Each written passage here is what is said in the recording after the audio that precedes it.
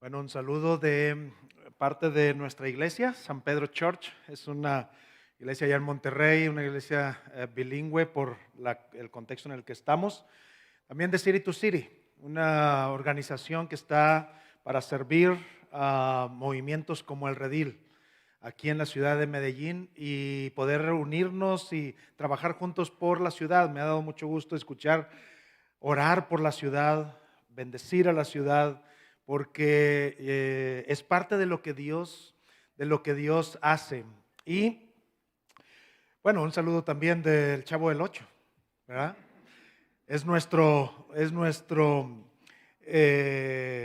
Como decimos, es nuestro mexicano conocido por todas partes, ¿verdad? Y es nuestro acento, pero nunca pierden el suyo. Les decía en la mañana que cuando llegamos a Colombia la primera vez y esperábamos escuchar inmediatamente el acento colombiano que normalmente vemos en la tele, ¿verdad? Y bueno, llegamos a Bogotá y no hablan colombiano, hablan muy parecido a nosotros, ¿verdad? Bueno, a lo mejor no tan fuerte, también es muy bonito, pero decíamos, ¿dónde está el acento colombiano de la televisión? Bueno, está en Medellín, ¿sí? Con los paisas, ¿verdad? Pero gracias a Dios, qué acentos, culturas, naciones. Hoy el Señor nos une en ciudades. Hoy las ciudades son el campo misionero más descuidado en el mundo. El 80% de la población de Latinoamérica vive en ciudades, pero el 20% de la población cristiana vive en ciudades. ¿Se fijan lo contrario, lo contradictorio? El 20% de las iglesias está en ciudades en América Latina, pero el 80% de la población de América Latina está en esas ciudades. Entonces estamos al revés. La iglesia necesita multiplicarse.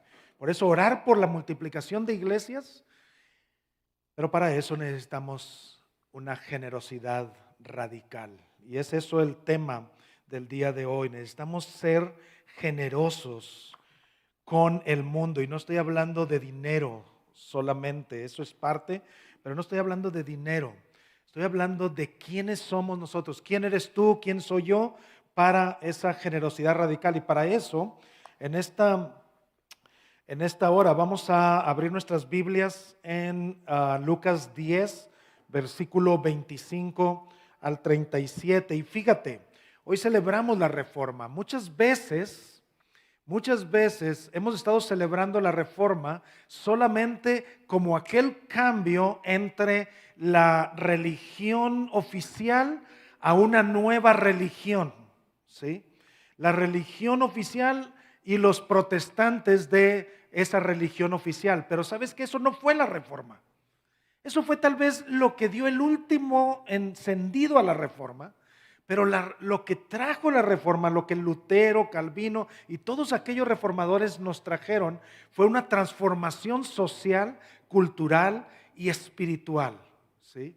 No solamente nos trajeron un cambio religioso, sino principalmente trajeron un cambio de mentalidad, de cómo volver al trabajo, como lo decía Carlos, ¿sí? Cómo ver el trabajo como parte de esa generosidad de florecer una ciudad a través de tu trabajo, de lo que haces diariamente, de dónde vives, etcétera, ¿sí? Las artes, la cultura, la música.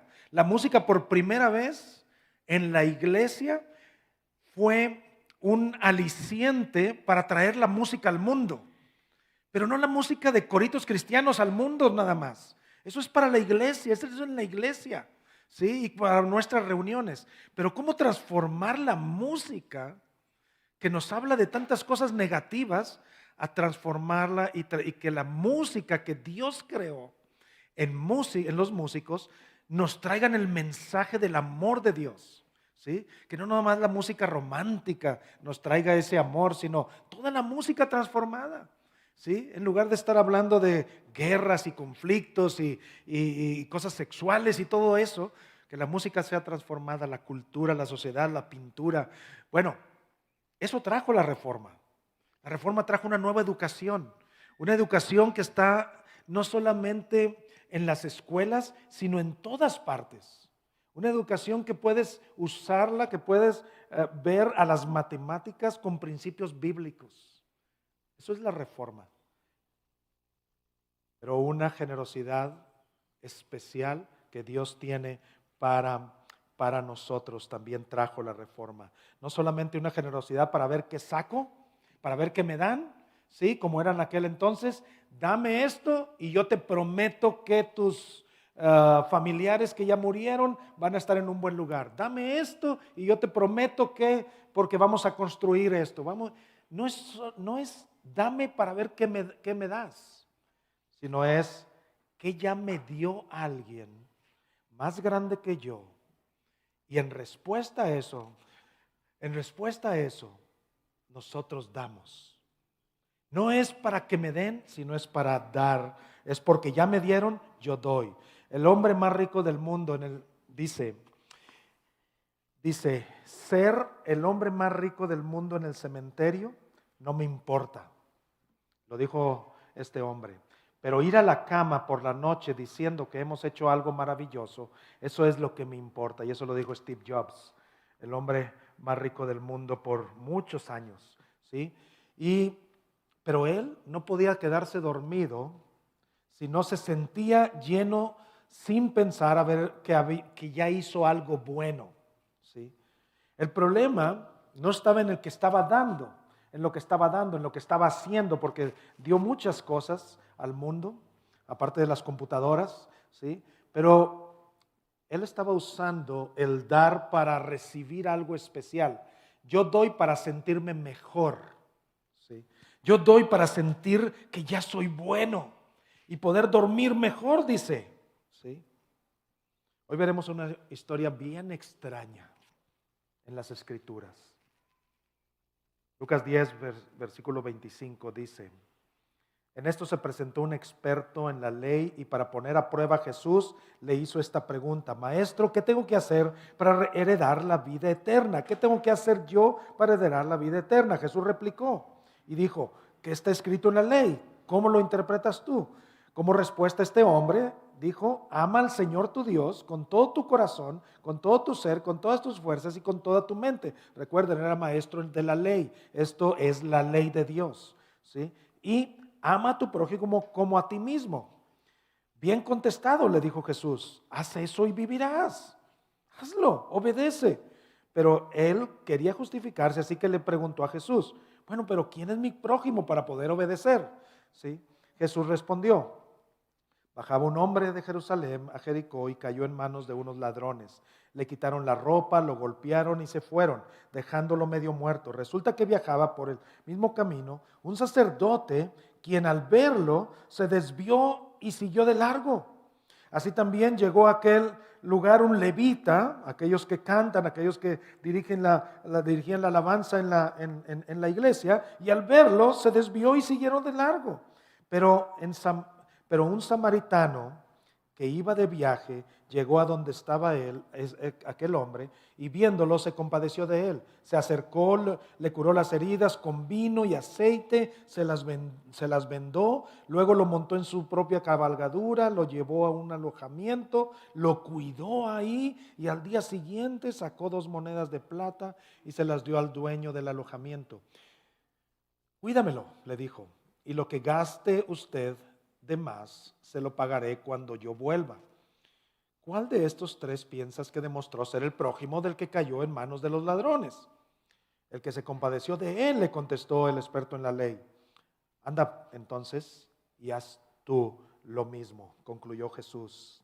Padre, ayúdanos con esta palabra en este momento en el nombre de Cristo Jesús. Amén. Significado de la generosidad, implicaciones de la generosidad y la clave para la generosidad verdadera. El significado de la generosidad verdadera, las implicaciones de la generosidad verdadera y la clave para la generosidad verdadera. Vamos a ver estos 3 puntos. Dice la palabra de Dios, fíjense bien, recuerden lo que acabo de leer. Hubo una pregunta tramposa. que origina el mandato. Cuando hablamos de dinero, cuando hablamos de dar, cuando hablamos de dar tiempo, de ser voluntario, cuando hablamos, a veces en nuestra mente puede estarnos, puede traicionarnos nuestro corazón y hacer preguntas como esta. Quería este hombre meter en una trampa a Jesús y le dice, ¿qué tengo que hacer para heredar la vida eterna? Lo que le estaba diciendo este hombre en una palabra era, ¿qué debo hacer yo para ser salvo? Primeramente, Jesús de esta manera estaba hablando de la verdadera generosidad. Pero el problema que este hombre, maestro de la ley, quería decirle a Jesús, Señor, ¿qué tengo que hacer yo para ser salvo? ¿Qué tengo que hacer yo para ser bueno? ¿Qué tengo que hacer yo para cambiar? ¿Qué tengo que hacer yo para ayudar a otros? Estamos hablando, recuerden, de amar a Dios con todas tus fuerzas y amar a tu prójimo como a ti mismo, ¿sí? Y el problema es que lo que él pensaba que era que tenía que hacer, lo estaba pensando para su propio beneficio y en sus propias fuerzas. ¿Qué tengo que hacer yo? No le estaba preguntando a Jesús, Señor, yo soy pecador, yo no quiero dar, yo no quiero amar a Dios, yo no quiero amar al prójimo, ayúdame a amarlo. No le estaba diciendo eso, le estaba diciendo, ¿qué puedo hacer yo para amar a Dios y amar a mi prójimo? ¿Qué puedo hacer yo? Y el problema es que muchas veces actuamos en ese egoísmo, en ese yo, lo que yo puedo hacer, lo que yo debo hacer, lo que yo debo obedecer para satisfacer la necesidad que Dios tiene de mí. Sí. Dios no nos necesita. Es cierto, vamos a hacer muchas cosas por Dios. ¿Debemos obedecer? Claro que sí. El problema es que si nuestra obediencia nace de un corazón, Señor, yo te obedezco para que tú me des. Yo te obedezco para que tú me hagas algo por mí.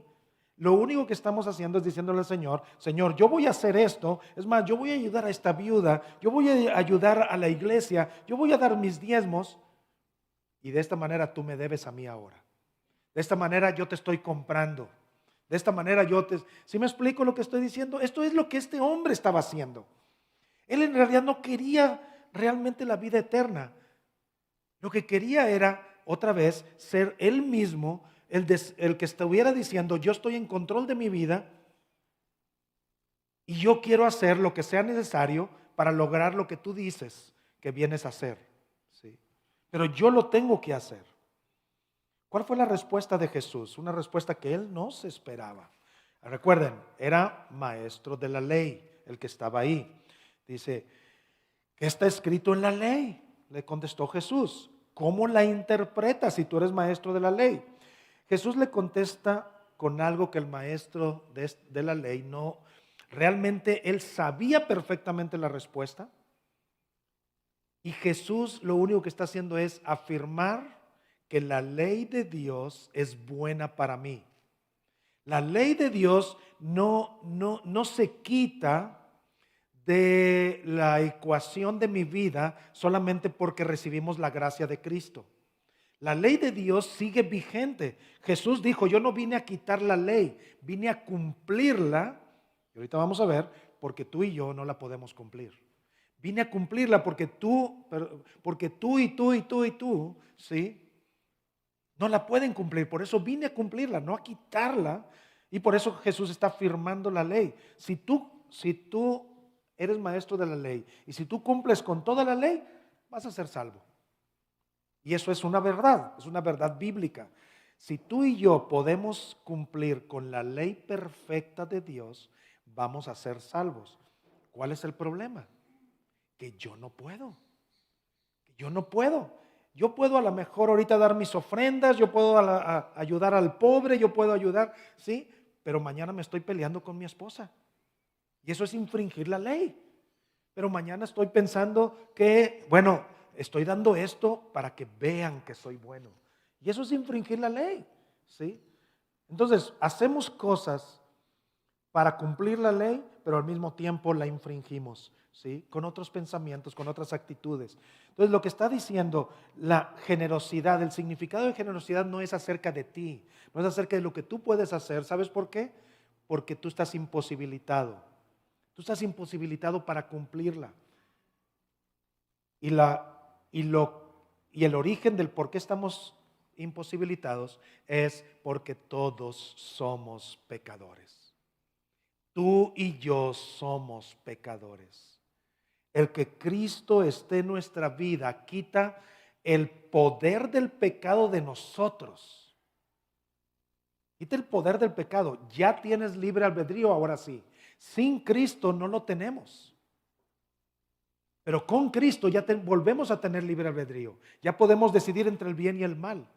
Podemos decidir entre amar a Dios y no amarlo, ¿sí? Entre amar al prójimo y no amarlo. Ya podemos hacerlo, ¿sí?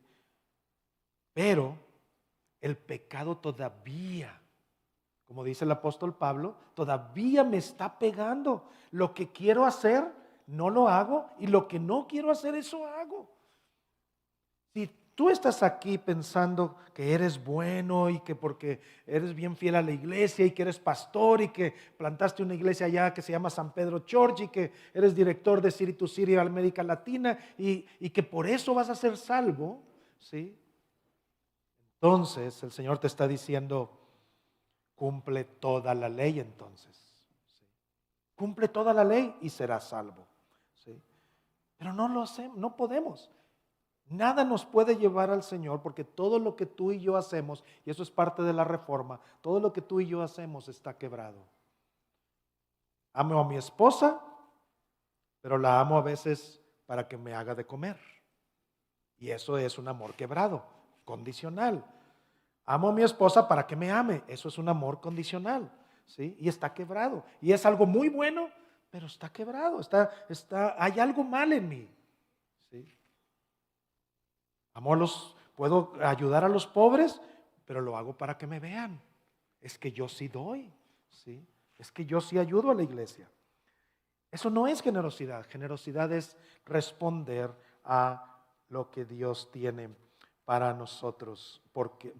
Responder a lo que Dios ya hizo por nosotros. Vamos a seguir viendo esto. ¿Cuáles son las implicaciones de esa verdadera generosidad? Dice, él queriendo justificarse a sí mismo, dijo, ¿quién es mi prójimo?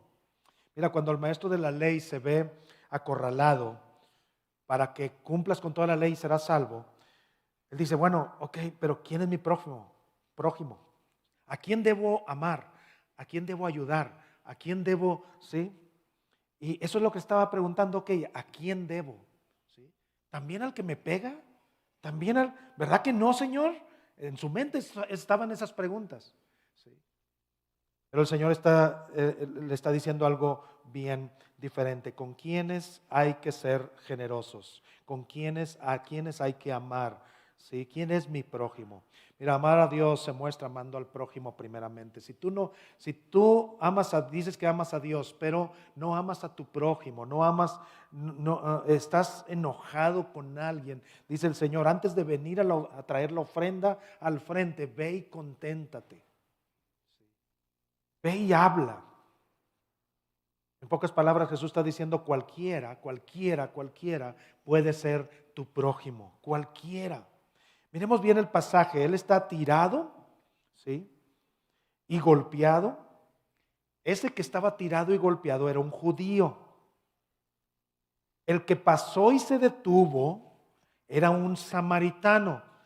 Y para los que no saben la historia sobre el samaritano y los samaritanos eran aquellos judíos que se habían separado porque ellos en los exilios, en las cuestiones más difíciles, en las situaciones más difíciles, habían negado de alguna manera la ley de Dios, se habían casado con personas fuera del pueblo judío, estaban teniendo hijos que no eran lo que normalmente se le llama bastardos, ¿sí? Que no eran realmente judíos, que no eran cristianos, y esto era parte de la ley de Dios.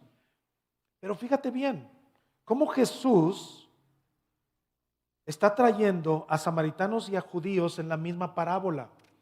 Pero ¿quiénes fueron los que le sacaron la vuelta? Dice que eran un sacerdote judío y un levita judío. El maestro de la ley era un judío, el que le estaba preguntando. El sacerdote era un judío, el levita era un judío, el que estaba tirado era un judío, y ellos le sacaron la vuelta. Y esto nos pone a nosotros en una situación muy interesante conforme al Evangelio. Fíjate, aquellos samaritanos no odiaban a los judíos. La historia dice que los samaritanos se habían separado, pero no eran los samaritanos los que odiaban a los judíos, sino los judíos, el pueblo de Dios. La iglesia evangélica en Medellín, ¿sí?, eran los que estaban odiando a los que no eran de la iglesia evangélica de Medellín. En otras palabras, la iglesia San Pedro Church era el que estaba odiando a los que estaban fuera de la iglesia San Pedro Church, ¿sí? Era esto lo que estaba sucediendo en la historia de los judíos y los samaritanos. Cuando esto sucede, obviamente Jesús sabe esto y se lo pone al frente al maestro de la ley. Mira, si tú ves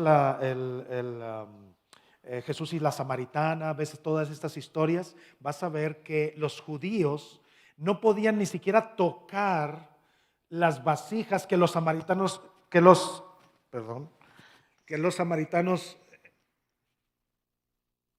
gracias.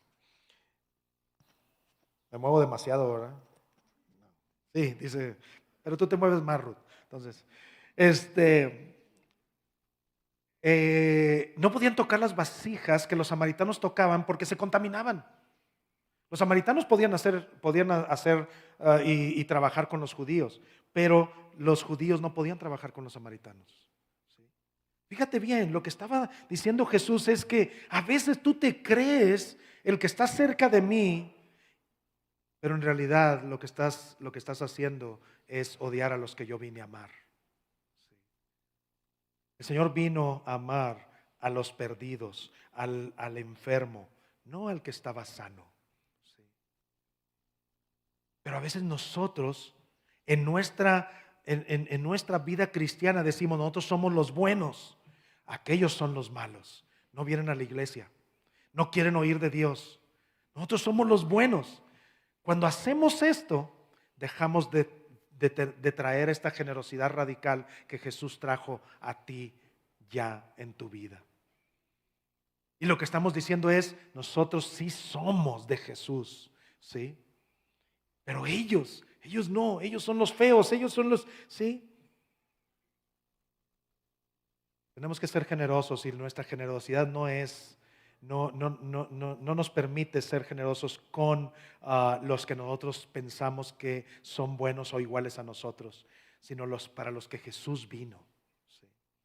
¿Cómo hay que ser generoso? La generosidad no es solo algo que se siente, no es decir, ay, es que siento el dar, ¿sí?, sino es algo que se practica y se vive en tu vida. Ser generoso es vivir tu cristianismo. Amar a los que Cristo vino a amar es vivir tu cristianismo. Fíjense bien cómo el samaritano de la parábola atiende todas las necesidades del hombre herido. ¿Cómo podemos ser generosos? Fíjate bien lo que el samaritano hizo.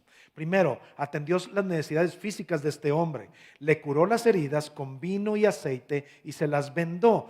Todo lo que él traía para su viaje, lo que él traía para sus días de cómo subsistir durante el viaje, quién sabe a dónde iba, estaba de paso por ese lugar, ¿sí? Pero todo eso lo usó para ayudar a este judío que había sido robado y herido. El vino y el aceite, todo lo que le servía para caminar y vivir y transportarse hacia otros lugares. Él atendió sus necesidades físicas, fue lo primero, ¿sí? No le habló de la diferencia entre los judíos y los cristianos, entre los judíos y los samaritanos. No le habló de nada más que primero lo curó. ¿Sí? A veces como cristianos decimos, no, primero hay que presentarles el evangelio y luego, ¿sí?, ayudarles. Pero el Señor dice, cuidado, porque a veces puede ser como esos judíos que piensan que todo lo tienen controlado en sus vidas espirituales, ¿sí? Y no estás ayudándole al que está tirado, ¿sí? Le ayudó con sus necesidades físicas, le ayudó con sus necesidades de transporte. Lo montó sobre su propia cabalgadura. ¿Estarías dispuesto a subir a tu auto a un borracho tirado, golpeado, atropellado en la calle? ¿Sí? ¿Estarías dispuesto a llevarlo al hospital en tu auto? A que pasen cosas desagradables adentro de tu auto, ¿sí? Mi auto era mi ídolo, ¿sí?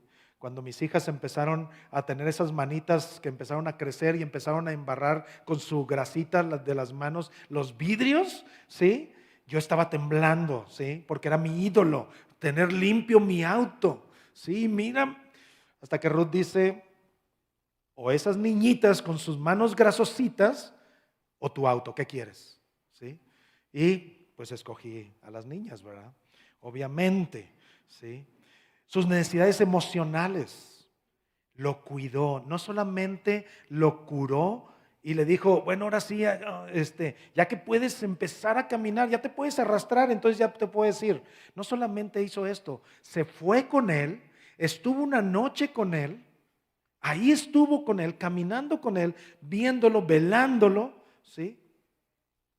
Y al día siguiente le dijo al del hotel, si necesitas algo más de dinero, no escatimes, yo te lo voy a pagar, solo cuídalo hasta que él ya pueda salir caminando y bien y rehacer su vida. ¿Sí? ¿Estamos dispuestos a darle de comer a alguien? Qué bueno, qué bueno. Pero ¿estaríamos dispuestos a ayudarle a buscar trabajo? Eso es lo que el Señor está diciendo. No solamente dale de comer, no solamente lo cures, ¿sí? Sino ve y cuídalo, ¿sí? Sus necesidades médicas, cuídamelo, le dijo, y lo que gaste usted, se lo pagaré cuando yo vuelva. Esta historia nos muestra una generosidad integral y radical, no una generosidad de dar una sola vez y ya. Por eso los diezmos, ofrendas, por ejemplo, en dinero, diezmos y ofrendas son constantemente, ¿sí? Porque la necesidad de esta ciudad es constante, no es de una vez y ya, ¿sí? La iglesia necesita tener los recursos para hacer el bien a la sociedad, ¿sí? Esta es la verdadera generosidad que es necesaria para que realmente hacer una transformación en la ciudad, continuar constantemente. Mira, la consejería es esencial ahorita, post pandemia va a ser indispensable. Pero la consejería es algo que habilita a las personas, ¿sí? En sus problemas, en sus desesperaciones, en su estrés, en su ansiedad que estamos pasando todos juntos, y tú y yo lo estamos pasando. Al necesitado no le ayudas si solo le provees de una parte de sus necesidades. Es una generosidad que le habilite a seguir su camino a una persona. Si Jesús viene, muere en la cruz y te deja de ahí en adelante solo, estaríamos perdidos. Jesús dijo, yo me tengo que ir y les enviaré a mi espíritu para que camine con ustedes hasta el fin del mundo. Jesús está con nosotros todo el tiempo. Jesús no solamente vino y nos dio salvación y ahora sí, háganle como puedan, ¿sí? Jesús está con nosotros todo el tiempo en su espíritu. ¿Cuándo hay que ser generoso? Cuando veas la necesidad. El samaritano pasaba frecuentemente por este camino, se detuvo, invirtió un día de su tiempo, se detuvo, él quería llegar rápido a la ciudad a donde iba, pero se detuvo por este judío robado, herido, y se fue y se quedó con él, invirtió de su tiempo con él para ayudarle, porque era el momento de ser generoso. En tu caminar diario, en tu colonia donde vives, con tus trabajadores, en tu iglesia donde asistes, en tus relaciones familiares, siempre habrá necesitados. Ellos son los que principalmente estamos llamados a ayudar. Ahora, es fácil ayudar a un esposo que no cumple con sus responsabilidades con la esposa en la casa. Es fácil ayudar a una esposa que no está diciendo ya no te amo. Es fácil responder en el Evangelio, ¿sí? Como Jesús respondería, no. Por eso le está diciendo a este hombre, no es acerca de lo que tú puedes hacer para ser salvo. Entonces, ¿qué es? Porque tú no puedes realmente ser lo suficientemente generoso a lo que es necesario que seas en el mundo. ¿Sí? Es imposible para ti tener la generosidad que deberíamos de tener. Entonces, ¿cuál es la clave para que podamos hacerlo? ¿Cuál es la clave? Aquí viene, ¿sí? Si todo lo demás lo quieres olvidar, olvídalo, pero esto es lo que necesitas recordar, ¿sí? En este momento. Resulta que viajaba por el mismo camino un sacerdote, quien al verlo se desvió y siguió de largo. Así también llegó aquel, un levita, y al verlo se desvió y siguió de largo. ¿Por qué no se detuvieron a ayudarle? ¿Cuál era? No tenían ellos la motivación adecuada. Era compatriota, estaba herido, pero no tenían una motivación adecuada. ¿Sabes que hay dos motivaciones para ayudar, para ser generoso? Hay dos motivaciones. La motivación secular, es decir, la que no tiene nada que ver con religión y todo eso. ¿Cuál es? Es aquella que te dice, si tú eres un buen paisa, vas a ayudar a tu ciudad. ¿Sí? Si tú eres un buen ciudadano de Medellín, si tú eres un buen vecino, si tú eres vas a ayudar en las necesidades, ¿sí?, de los otros. O la motivación religiosa, el otro lado, esa es la otra motivación. Si tú eres un buen cristiano, haces lo que la Biblia dice y entonces tienes que ayudar a los pobres. Y es cierto, vas a ayudar a los pobres, pero no es si tú eres un buen cristiano. Eso no te da identidad a ti. Tienes que ayudar a los pobres, pero no te da identidad esto. Entonces, ¿qué es la verdadera motivación para ser generoso? Sí. Mira, el sacerdote y el levita eran personas muy morales, muy buenas, muy religiosos, muy obedientes a la ley. Eran los que deberían de haber ayudado y sin embargo se pasaron de largo. Eso no te hace generoso. El venir a la iglesia no te hace generoso, pero te da la oportunidad de conocer a quien sí te hace generoso. Jesús nos está diciendo que cuando la motivación es cubrir, ¿sí? Yo vengo a la iglesia para cubrir mi necesidad. Vengo a la iglesia, yo conocía a una persona que cada vez que tenía exámenes en la escuela venía a la iglesia. Se aparecía nada más ese domingo, porque al siguiente día tenía exámenes en la universidad, ¿sí? Cuando vienes, ¿por qué vas a cubrir tu necesidad? Cuando das para cubrir tu necesidad, ¿qué puedo hacer yo para ser salvo? ¿Sí? ¿Qué puedo hacer yo? Esa no es la generosidad que Jesús te está mostrando. Es muy importante ser generoso, es muy importante ser obediente, es muy importante venir a la iglesia, es muy importante, es parte de ser un cristiano, pero no es lo que te da la identidad como cristiano. Entonces, ¿qué es lo que te da esa identidad para poder ser generoso? ¿Cuál es la clave para ayudar verdaderamente? ¿Cuál es la clave para ser como Jesús? ¿Sí? Dice, anda entonces y haz tú lo mismo. ¿Qué quiso decir Jesús con esto? Observemos, el experto de la ley, al que Jesús estaba haciéndolo reflexionar, se estaba poniendo como alguien que quería hacer algo para ganarse la vida eterna. Es decir, y luego Jesús le dice, había un samaritano que vino y ayudó. Y lo primero que se le vino a la mente es, bueno, ¿quién es mi prójimo? Porque él se estaba viendo como ese buen samaritano que viene a ayudar al que estaba golpeado. Sí. Pero Jesús no le estaba enseñando eso. Jesús no le estaba diciendo, sé como ese buen samaritano. Sí.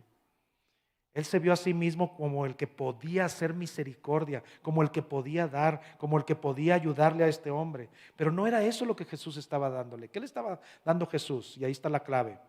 Lo que le estaba dando Jesús es, fíjate lo que dice Tim Keller en el libro de generosidad extraordinaria. Dice, Jesús le está diciendo al experto de la ley, un hombre como tú bajaba de Jerusalén a Jericó y cayó en manos de ladrones. Un hombre como tú fue golpeado, fue robado, fue dejado medio muerto. Un hombre como tú maestro de la ley. Y en el camino pasó un samaritano, enemigo tuyo, porque tú eres judío. Ese samaritano hizo todas esas cosas por ti, que estabas herido y casi muerto en el camino. Y entonces ve y haz tú lo mismo como él hizo contigo. ¿Por qué no damos? ¿Por qué no somos generosos? ¿Por qué no podemos ser lo generosos que necesitamos? Porque muchas veces no has visto que Jesús ha tenido una generosidad radical contigo. No te ha dado, no has visto, no te has comprendido que te ha dado algo grandioso. Y por eso tú no das en consecuencia. Este hombre no lo veía, este hombre se puso como el buen samaritano, pero Jesús le dice, no, el buen samaritano soy yo, el enemigo tuyo, porque tú eras mi enemigo. Tú no me has amado como yo te he amado a ti. Tú no quieres tocar mis vasijas, ¿sí? Tú no quieres comer conmigo, tú no quieres, ¿sí? Pero yo vine a comer contigo. Yo vine a curarte. Yo vine a invertir mi tiempo. Yo vine a invertir mi vida. Yo me quité el trono y todo lo que yo era, ¿sí? Para venir a la tierra, hacerme como tú, solamente porque te vi tirado. Cuando tú y yo nos veamos tirados como este judío tirado, que conocía la Biblia, que conocía que era cristiano, que sí, y que Jesús viene para levantarte y curarte, entonces ve y haz tú lo mismo que has recibido. Eso es la enseñanza de la parábola del buen samaritano. No somos nosotros. No busques ser el buen samaritano. Busca levantarte, porque el buen samaritano, el perfecto buen samaritano, el enemigo que era enemigo tuyo por tu decisión, vino y te curó, te levantó, murió por ti, invirtió no solamente tiempo y su cabalgadura, sino invirtió su vida. Y sobre él llevó la cruz, ¿sí? Te curó hasta que puedas caminar completamente. Cuando entiendas esto, cuando yo entienda esto, entonces vamos a dar generosamente en realidad. Pero si no lo entendemos, si nos ponemos como los buenos de la película, entonces vamos a dar de lo que nos sobra. Vamos a dar cuando nos sobre tiempo. Vamos a dar cuando tenga ganas, cuando lo sienta. Pero no porque soy un redimido y un curado y un sanado por Jesús que me levantó. ¿Sí? Y esto es la clave para ser generosos. Si esta iglesia entiende perfectamente esto, si lo que acabamos de cantar, si es parte de nuestro corazón, si toda la iglesia de Jesús lo ponemos así, esta ciudad va a ser transformada. ¿Sí? Y no solamente se va a convertir en el Silicon Valley de Latinoamérica, sino se va a convertir en la catedral de Latinoamérica, donde todo mundo va a ser transformado. Sí. Pero necesitamos esto, entender que yo no soy el buen samaritano, que el único buen samaritano es Jesús y que me levanta y me sana. Amén. Dios les bendiga y que el Señor nos use para su gloria en todo momento. Vamos a orar. Padre, gracias por esta palabra tuya. Y ayúdanos, Señor, a vernos como aquel caído en el cual tú viniste y bajaste a la tierra para levantarnos, cuidarnos, protegernos, curarnos. Y en consecuencia, que vayamos nosotros ahora a hacer lo mismo con otros. En el nombre de Cristo Jesús. Amén. Amén.